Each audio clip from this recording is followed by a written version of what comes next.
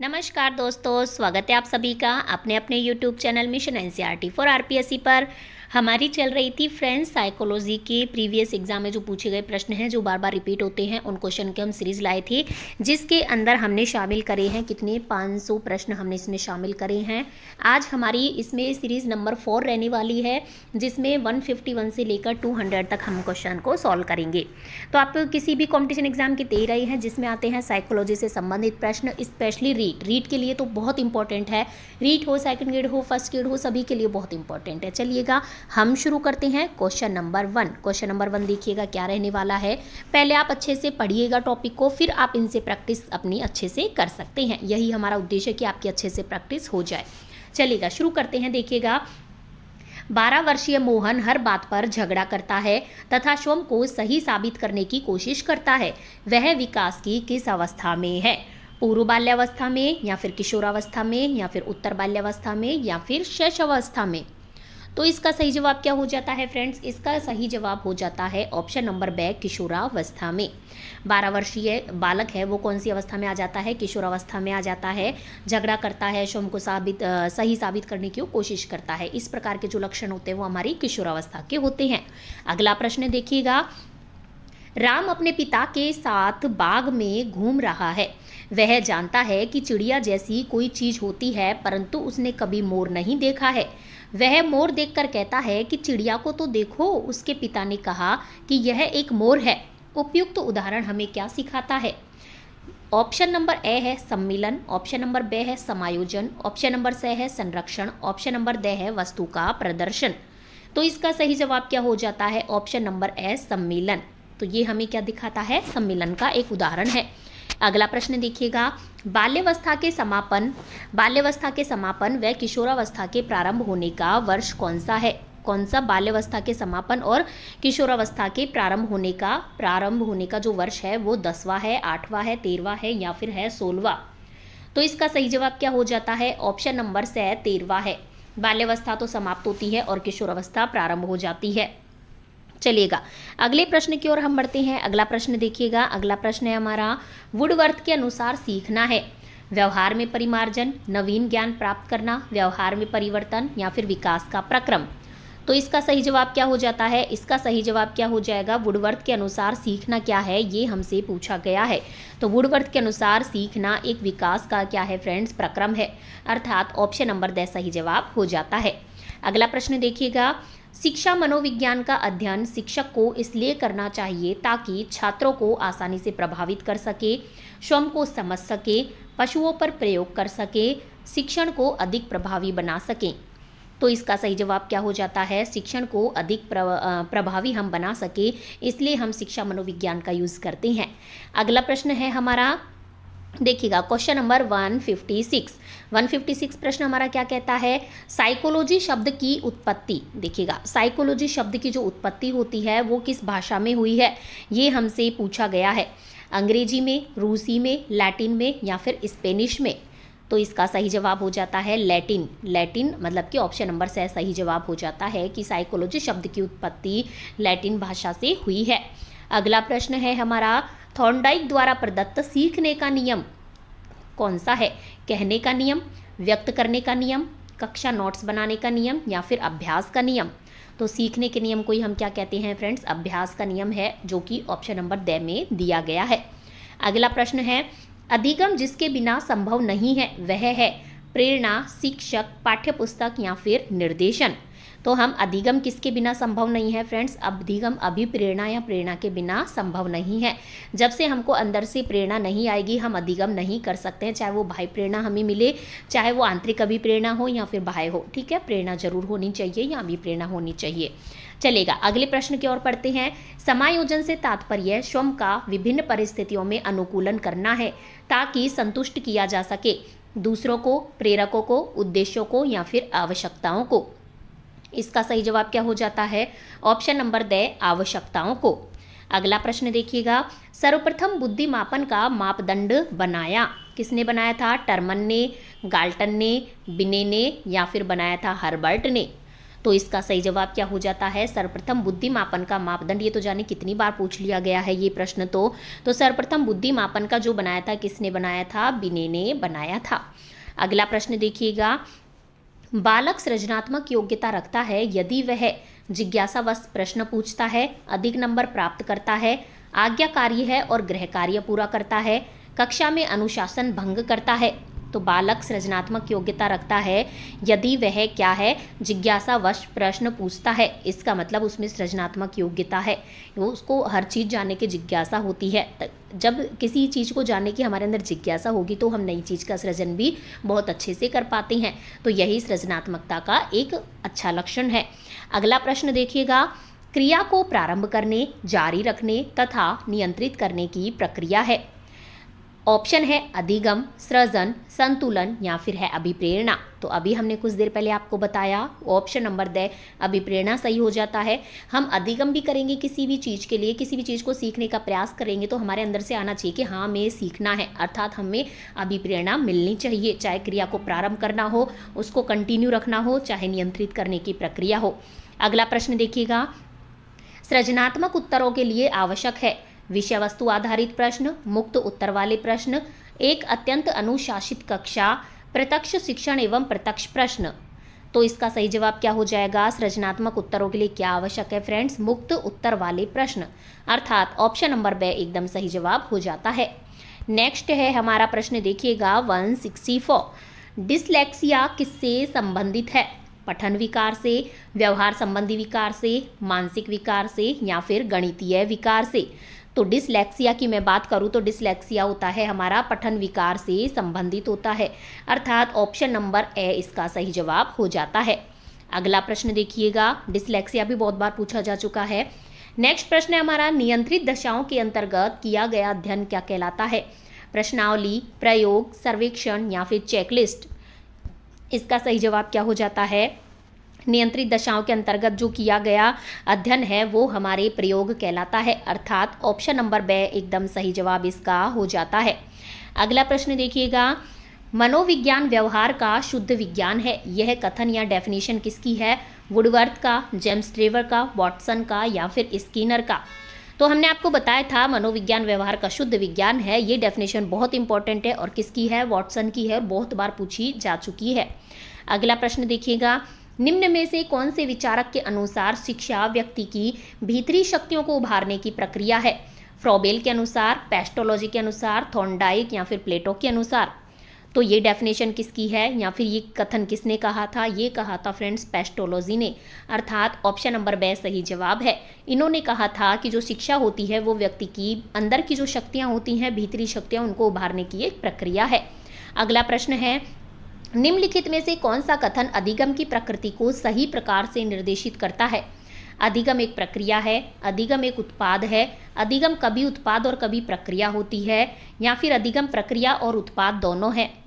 तो इसका सही जवाब क्या हो जाता है? अधिगम प्रक्रिया एवं उत्पाद दोनों है, अर्थात ऑप्शन नंबर द सही जवाब हो जाता है। अगला प्रश्न है, निम्नलिखित में से कौन सा सिद्धांत अधिगम स्थानांतरण में सहायक नहीं होता है? मानसिक अनुशासन, तथ्यों की विशुद्धता, समरूप तत्वों या फिर अर्थपूर्ण सामान्यीकरण। तो इसका सही जवाब क्या हो जाता है? तथ्यों की विशुद्धता अधिगम स्थानांतरण में सहायक नहीं होता है। अगला प्रश्न देखिएगा, किस अवस्था को संवेगात्मक उथल पुथल तथा तनाव की अवस्था होने के कारण समस्यात्मक अवस्था कहा जाता है? ऑप्शन नंबर ए है बाल्यावस्था को, शैशवावस्था को, किशोरावस्था को या फिर प्रौढ़ावस्था को। तो हम सभी जानते हैं तनाव की जो अवस्था होती है, जिसको हम समस्यात्मक अवस्था भी कह सकते हैं, वो कहा जाता है किशोरावस्था को, अर्थात ऑप्शन नंबर से सही जवाब हो जाता है। अगला प्रश्न देखिएगा, मानसिक स्वास्थ्य संपूर्ण व्यक्तित्व का सामंजस्यपूर्ण कृत्य है। यह कथन किस मनोवैज्ञानिक का है? हेडफील्ड का, बिने का, कॉलहर का या फिर पियाजे का। इसका सही जवाब क्या हो जाएगा? हेडफील्ड का, अर्थात ऑप्शन नंबर ए एकदम सही जवाब हो जाता है। नेक्स्ट प्रश्न देखिएगा हमारा, सकारात्मक दंड का निम्न में से कौन सा उदाहरण है? मित्रों के द्वारा उपहास, मित्रों के साथ समय बर्बाद करना, मीन मेख निकालना बंद करना या फिर इनमें से सभी। तो इसका सही जवाब क्या हो जाता है? मित्रों के द्वारा उपहास, अर्थात ऑप्शन नंबर ए एकदम सही जवाब इसका हो जाता है। अगला प्रश्न है, निम्न में से कौन सा कथन अभिप्रेरणा प्रक्रिया के संदर्भ में उपयुक्त नहीं है? यह व्यक्ति को लक्ष्य की ओर ले जाती है, अर्थात अभिप्रेरणा व्यक्ति को लक्ष्य की ओर ले जाती है, या फिर अभिप्रेरणा व्यक्ति की शारीरिक आवश्यकताओं की संतुष्टि करती है, या फिर यह मनोवैज्ञानिक आकांक्षा को प्राप्त करने में सहायता करती है, या फिर अभिप्रेरणा व्यक्ति को अप्रिय स्थिति से दूर रखता है। तो इसका सही जवाब क्या हो जाता है? यह व्यक्ति को अप्रिय स्थिति से दूर रखता है। ये इसका उपयुक्त कथन नहीं है। अगला प्रश्न है, देखिएगा, सृजनशीलता के पोषण के लिए एक अध्यापक को निम्न में से किस विधि की सहायता लेनी चाहिए? ऑप्शन नंबर ए है ब्रेनस्टॉर्मिंग की, या फिर व्याख्यान विधि की, या फिर दृश्य श्रव्य सामग्री की, या फिर इनमें से सभी। तो सृजनशीलता की मैं बात करूं तो ये आता है ब्रेनस्टॉर्मिंग या फिर विचारावेश, अर्थात ऑप्शन नंबर ए सही जवाब है। अगला प्रश्न देखिएगा, संज्ञानवादी व्यवहारात्मक विधि जो KWL तकनीक के नाम से जानी जाती है, इसके बारे में निम्नांकित में से कौन सा कथन सही नहीं है? इसका विकास ओगले द्वारा 1988 में किया गया, या फिर ऑप्शन नंबर बे है यह तकनीक डिसलेक्सिया के विद्यार्थियों पर प्रभावी है, या फिर ऑप्शन नंबर से है इसमें के का अर्थ है व्हाट आई नो, मतलब कि मैं क्या जानता हूँ, या फिर इसमें एल का अर्थ है व्हाट आई लर्न्ड, मैंने क्या सीखा। तो इसका सही जवाब क्या हो जाएगा? KWL के बारे में कौन सा कथन सही नहीं है? तो इसमें एल का अर्थ व्हाट आई लर्न्ड, मैंने क्या सीखा, ये कथन इसका क्या हो जाएगा? सही नहीं है, अर्थात ऑप्शन नंबर ड इसका सही जवाब हो जाता है। ओगले द्वारा 1988 में इसका विकास किया गया था, और यह तकनीक है जो डिसलेक्सिया के विद्यार्थियों पर प्रभावी है। दोनों ही चीज़ें सही बात हैं। अगला प्रश्न देखिएगा, बुद्धि लब्धि या IQ के परिकलन का सूत्र हमें बताना है। यह हमने आपको काफ़ी बार बता दिया है कि बुद्धि लब्धि का जो सूत्र होता है MA, अर्थात मेंटल जो हमारी एज होती है वो, और हमारी वास्तविक आयु देखिएगा जिसको हम CA कहते हैं, मल्टीप्लाई बाय 100। तो ये कौन से ऑप्शन में दिया गया है? MA/CA × 100 हमें ऑप्शन नंबर ब में दिया गया है, अर्थात यही सही जवाब हो जाता है। अगला प्रश्न है हमारा, बुद्धि के त्रितंत्रीय ट्राइआर्किक सिद्धांत के अनुसार बुद्धि विश्लेषण सृजनशील और व्यावहारिक रूप के अंतर्गत आती है। बुद्धि के इस सिद्धांत का विकास किया है हार्वर्ड गार्डनर ने, या फिर रॉबर्ट G. स्टर्नबर्ग ने, या फिर L. थॉर्टन ने, या फिर थर्स्टन ने, या फिर E. थॉर्नडाइक ने। तो बुद्धि के त्रितंत्रीय सिद्धांत का जो विकास किया है वो किसने किया था? स्टर्नबर्ग ने किया था, अर्थात ऑप्शन नंबर ब इसका सही जवाब हो जाता है। अगला प्रश्न देखिएगा, किशोरावस्था शैशवावस्था की पुनरावृत्ति है, यह किसने कहा था? बहुत इंपॉर्टेंट डेफिनेशन है, पूछी भी जा चुकी है। H.E. जोन्स ने, विलियम जेम्स ने, गिलफोर्ड ने, या फिर रॉस ने। तो इसका सही जवाब क्या हो जाता है? H.E. जोन्स ने, अर्थात जोन्स ने क्या कहा था कि किशोरावस्था शैशवावस्था की पुनरावृत्ति है। इसको हम ट्रिक से भी याद रख सकते हैं। हम शैशवावस्था में क्या लगाते हैं? जॉनसन्स बेबी शैम्पू, जो भी साबुन वगैरह होते हैं वो यूज़ करते हैं। तो किशोरावस्था से हम शैशवावस्था में जाएंगे तो हमें वो यूज़ करने पड़ते हैं, जॉनसन के प्रोडक्ट। इस तरीके से हम इसे याद रख सकते हैं। अगला प्रश्न देखिएगा, पुरस्कार एवं दंड है सकारात्मक प्रेरक, स्वाभाविक प्रेरक, कृत्रिम प्रेरक, या फिर प्राकृतिक? तो पुरस्कार एवं दंड क्या है? पुरस्कार एवं दंड है कृत्रिम प्रेरक, अर्थात ऑप्शन नंबर से सही जवाब हो जाता है। नेक्स्ट प्रश्न हमारा देखिएगा, बिने साइमन परीक्षण द्वारा मापन किया जाता है सामान्य बुद्धि का, विशिष्ट बुद्धि का, अभिवृत्ति का, या फिर अभिक्षमता का? तो इसका सही जवाब क्या हो जाता है? बिने साइमन परीक्षण द्वारा किसका मापन किया जाता है? ये सही जवाब हो जाता है विशिष्ट बुद्धि का, अर्थात ऑप्शन नंबर ब सही जवाब हो जाता है। अगला प्रश्न है हमारा, लैटिन शब्द साइको का क्या अर्थ है? मन, चेतना, व्यवहार, या फिर आत्मा? तो इसका सही जवाब हो जाता है आत्मा, अर्थात ऑप्शन नंबर ड सही जवाब है। नेक्स्ट प्रश्न है हमारा, मुझे 1 दर्जन स्वस्थ बच्चे दीजिए, मैं उन्हें डॉक्टर, जज, अध्यापक, भिखमंगे और यहाँ तक कि मैं उन्हें चोर भी बना सकता हूँ। यह टिप्पणी किसने की थी? बहुत इंपॉर्टेंट है, काफ़ी बार ये पूछी जा चुकी है। देखिएगा, हल, JB वॉटसन, जुंग, या फिर गुथरी? तो इसका सही जवाब क्या हो जाता है? ये कहा था JB वॉटसन ने कि तुम मुझे एक बच्चा दे दो, अर्थात इन्होंने क्या माना कि बच्चा एक कोरा कागज होता है, तुम मुझे एक बच्चा दे दो, मैं उसे कुछ भी बना सकता हूँ। अगला प्रश्न देखिएगा, प्रशिक्षण एवं अनुभव के द्वारा व्यवहार में होने वाले परिवर्तन को सीखना या अधिगम कहते हैं। उक्त कथन किस मनोवैज्ञानिक के द्वारा दिया गया? बहुत इंपॉर्टेंट डेफिनेशन, ये भी बहुत बार पूछी जा चुकी है। ऑप्शन देखिएगा, वुडवर्थ ने, स्किनर ने, गेट्स ने या फिर थॉर्नडाइक ने। किसने ये लाइन कही थी? तो हम सभी जानते हैं ये डेफिनेशन है किसकी? गेट्स की। अर्थात ऑप्शन नंबर से सही जवाब हो जाता है। ये हमने आपको ट्रिक से भी याद करवाया था। देखिएगा, प्रशिक्षण और अनुभव, ये दो शब्द आ रहे हैं। हमें गेट खोलने के लिए क्या है? प्रशिक्षण और अनुभव चाहिए होता है। बड़े बड़े गेट होते हैं, वो हमसे नहीं खुल पाते, उसके लिए लगातार हमें गेट खोलना आना चाहिए कि इस तरह से बाहर खुलेगा, इस तरह से अंदर खुलता है। तो हम इस तरीके से इसे याद रख सकते हैं। अगला प्रश्न देखिएगा, निम्नलिखित में से कौन सा कारक अधिगम को प्रभावित करने वाला नहीं है? अधिगम कर्ता, अधिगम, अनुभव, मानव एवं भौतिक संसाधन या फिर उद्देश्यहीनता। तो इसका सही जवाब क्या हो जाता है? उद्देश्यहीनता, जो कि हमें अलग ही दिखाई दे रहा है, ये अधिगम को प्रभावित करने वाला कारक नहीं है। बाकी अधिगम कर्ता भी प्रभावित करता है, अधिगम अनुभव भी करता है और मानव व भौतिक संसाधन भी करते हैं, लेकिन उद्देश्यहीनता नहीं करते हैं। ठीक है, चलिएगा, तो नेक्स्ट प्रश्न देखिएगा, एक बच्चे की वृद्धि और विकास के अध्ययन की सर्वाधिक अच्छी विधि कौन सी है? ऑप्शन नंबर ए है मनोविश्लेषण विधि, ब है तुलनात्मक विधि, स है विकासीय विधि या फिर ऑप्शन नंबर ड सांख्यिकी विधि। तो इसका सही जवाब क्या हो जाता है? इसका सही जवाब हो जाएगा वृद्धि और विकास के अध्ययन की सर्वाधिक अच्छी विधि की मैं बात करूं तो कौन सी हो जाती है? विकासीय विधि। अगला प्रश्न देखिएगा, किस मनोविज्ञानी ने मनोविज्ञान को शिक्षा का आधारभूत विज्ञान कहा? बी एन झा ने, बी एफ स्किनर ने, वुडवर्थ ने या फिर आर ए डेविस ने। इसका सही जवाब क्या हो जाता है? ये कहा था आर ए डेविस ने, अर्थात ऑप्शन नंबर द सही जवाब है। नेक्स्ट प्रश्न देखिएगा, पूर्ण से अंश की ओर मनोविज्ञान के किस संप्रदाय की देन है? मनोविश्लेषणवाद, व्यवहारवाद, प्रेरकीय संप्रदाय या फिर समग्रवाद। तो इसका सही जवाब क्या हो जाता है? समग्रवाद, अर्थात ऑप्शन नंबर द सही जवाब हो जाता है। अगला प्रश्न है, समस्यात्मक बालकों के अध्ययन एवं उपचार हेतु सर्वाधिक उपयोगी विधि है? समाजमिति विधि, नैदानिक विधि, विकासात्मक विधि या फिर प्रयोगात्मक विधि। इसका सही जवाब हो जाता है नैदानिक विधि, अर्थात ऑप्शन नंबर ब एकदम सही जवाब हो जाता है।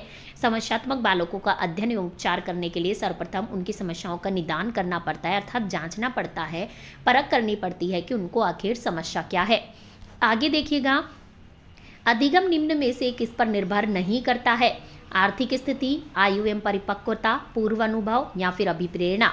तो अलग ही दिख रहा है कि ये तीनों तो इन पर तो निर्भर करता है, लेकिन आर्थिक स्थिति से अधिगम का कोई लेना और देना नहीं है, अर्थात ऑप्शन नंबर ए सही जवाब हो जाता है। अगला प्रश्न है, बाल विकास को निम्न में से किस अवस्था में बालकों का आकर्षण विषम लिंगी के प्रति अधिक हो जाता है? शैशवावस्था, बाल्यावस्था, किशोरावस्था या फिर प्रौढ़ावस्था। तो इसका सही जवाब हो जाता है किशोरावस्था, अर्थात ऑप्शन नंबर से सही जवाब हो जाता है। अगला प्रश्न है, हिप्पोक्रेट्स ने व्यक्तित्व का वर्गीकरण किस आधार पर किया? सामाजिकता के आधार पर, शारीरिक बनावट के आधार पर, संवेग या स्वभाव के आधार पर या फिर चिंतन एवं कल्पना शक्ति के आधार पर। इसका सही जवाब क्या हो जाता है? संवेग या स्वभाव के आधार पर हिप्पोक्रेट्स ने व्यक्तित्व का वर्गीकरण किया था। अगला प्रश्न है, मनुष्य जो कुछ बनता है उस पर वातावरण का प्रभाव पड़ता है, यह शब्द कहा है? स्पीयरमैन ने, मैकडूगल ने, थॉमसन ने या फिर हर्बर्ट ने। ये लाइंस किसने कही थी? ये कही थी फ्रेंड्स हर्बर्ट ने, अर्थात ऑप्शन नंबर द इसका सही जवाब हो जाता है। अगला प्रश्न देखिएगा, निम्न में से कृत्रिम अभिप्रेरक कौन सा है? कृत्रिम पर ध्यान दीजिएगा, पुरस्कार, प्रशंसा, दंड या फिर उपरोक्त सभी। तो इसका सही जवाब क्या हो जाता है? उपरोक्त सभी। ये तो तीनों ही क्या है? कृत्रिम पुरस्कार हैं। अगला प्रश्न है हमारा, शैशव अवस्था में बालक के मानसिक स्वास्थ्य पर प्रभाव नहीं पड़ता है? राजनीतिक गतिविधियों का, विच्छिन्न परिवार का, ग्रह क्लेश का या फिर संवेगात्मक अस्थिरता का। तो इसका सही जवाब क्या हो जाता है? इसका सही जवाब हो जाएगा ऑप्शन नंबर ए, राजनीतिक गतिविधियों का स्वास्थ्य, मानसिक स्वास्थ्य पर कोई प्रभाव शैशवावस्था में नहीं पड़ता है। अगला प्रश्न देखिएगा, अभिवृत्ति के निर्माण में उत्तरदायी होते हैं प्रत्यक्ष अनुभव, अप्रत्यक्ष अनुभव, प्रत्यक्ष एवं अप्रत्यक्ष अनुभव या फिर दोनों में से कोई नहीं। तो इसका सही जवाब क्या हो जाता है? अप्रत्यक्ष अनुभव। अभिवृत्ति के निर्माण में जो उत्तरदायी होते हैं वो क्या होते हैं, हमारे अप्रत्यक्ष अनुभव होते हैं। अगला प्रश्न है, एडवर्ड थॉर्नडाइक को शिक्षा मनोविज्ञान में किस सिद्धांत के लिए जाना जाता है? रीट 2021 सेकंड लेवल में पूछा गया था। स्मृति का सिद्धांत, विस्मृति का सिद्धांत, या फिर सीखने का सिद्धांत, या फिर समायोजन का सिद्धांत। इसका सही जवाब क्या हो जाता है? सीखने का सिद्धांत, अर्थात ऑप्शन नंबर से एकदम सही जवाब हो जाता है। नेक्स्ट प्रश्न है हमारा, निम्न में से कौन सा ज्ञान उद्देश्य का उदाहरण है? व्याख्या करना, रचना करना, परिभाषित करना, या फिर विश्लेषण करना। ये भी रीट में पूछा गया था। तो इसका सही जवाब क्या हो जाता है? परिभाषित करना, अर्थात ऑप्शन नंबर से सही जवाब हो जाता है। अगला प्रश्न है, अध्यापन कक्ष में पृथ्वी की आकृति को समझाने का सर्वश्रेष्ठ साधन क्या है? ग्लोब, मानचित्र, रेखाचित्र, या फिर चार्ट। इसका सही जवाब हो जाता है ग्लोब, अर्थात ऑप्शन नंबर ए एकदम सही जवाब हो जाता है। अगला प्रश्न है, पाठ्यक्रम के जिस सिद्धांत में करके सीखने पर बल दिया जाता है वह कौन सा है? अभिप्रेरणा का सिद्धांत, व्यापकता का सिद्धांत, क्रिया का सिद्धांत, या फिर है उपयोगिता का सिद्धांत। ये भी रीट में पूछा गया था। तो इसका सही जवाब हो जाता है क्रिया का सिद्धांत, अर्थात ऑप्शन नंबर से सही जवाब हो जाता है। अगला प्रश्न है, मनोविज्ञान को चेतना का विज्ञान बताया है? विलियम वुंट ने, विलियम जेम्स ने, जेम्स सेली ने, या फिर उक्त सभी ने। तो इसका सही जवाब क्या हो जाता है? मनोविज्ञान को चेतना का विज्ञान इन सभी ने बताया है। विलियम वुंट ने भी, विलियम जेम्स ने भी, और जेम्स सेली ने भी बताया है, अर्थात ऑप्शन नंबर द इसका सही जवाब हो जाता है। तो चलिएगा फ्रेंड्स, आज के कुल मिलाकर 50 प्रश्न हम लाए, जिनको मिलाकर अब तक हमारे 200 प्रश्न इसमें हो चुके हैं। यदि अभी तक भी आपने वो 3 वीडियो नहीं देखी हैं तो उनको जरूर देखिएगा, इससे आपकी बहुत अच्छे से प्रैक्टिस हो पाएगी। तो चलेगा, हम मिलते हैं आपको नेक्स्ट वीडियो में नेक्स्ट नंबर ऑफ क्वेश्चंस के साथ। तब तक आप बने रहिए मिशन एनसीईआरटी फॉर आरपीएससी के साथ। चैनल को अभी तक सब्सक्राइब नहीं किया है तो सब्सक्राइब करते जाइएगा। वीडियो पसंद आए तो लाइक कर दीजिएगा। धन्यवाद, हम मिलते हैं नेक्स्ट वीडियो में।